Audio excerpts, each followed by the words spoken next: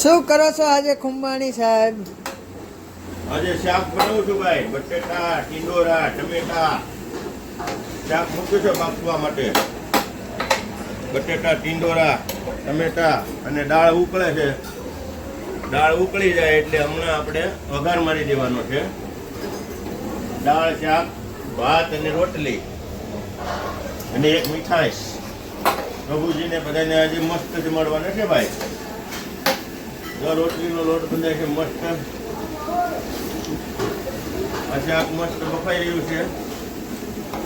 તો તમને અહીંયા આવીને કેવું લાગે છે પ્રભુજીની સેવા કરીને? આનંદ થાય તો જ આવું ને મૈત્ર. રોજ આવું છું. આનંદ થતો હોય તો જ હું રોજ આવું. મજા આવે છે ને આશ્રમમાં? આખો દિવસ કેમ વયો જાય ખબર નથી પડતી ભાઈ. આપણો આખો દિવસ ફીલ મસ્ત થાય. થાક બિલકુલ નહીં લાગે. એકવાર આવો, અવશ્ય મુલાકાત કરો પ્રભુ સેવા આશ્રમની.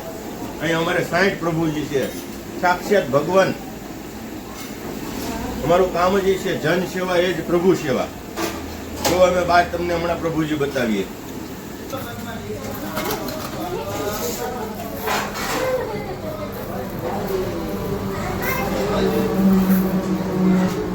થઈ ગયું છે જો તમે. હરકો પાછું જો દોસ્તો, કલર બલર શાક કમ્પ્લીટ થઈ ગયું છે. શાક એકદમ રેડી થઈ ગયું છે. દાળ પણ બની ગઈ છે. હવે દાળને આપણે વઘાર મારવાનો છે એટલે ઓકે થઈ જાય. અમારે ધર્મેશભાઈ કુંભાણીની સેવા અહીંયા પૂરી થઈ છે. શાક બની ગયું, દાળ બની ગઈ, ભાત બની ગયા છે. હવે કમ્પ્લીટ થઈ ગયું છે તો હવે અમે રજા લઈશું. બધા મિત્રોનો ખૂબ ખૂબ આભાર અને એકવાર પ્રભુ સેવા આશ્રમની અંદર મુલાકાત કરો, તમને પણ મજા આવશે.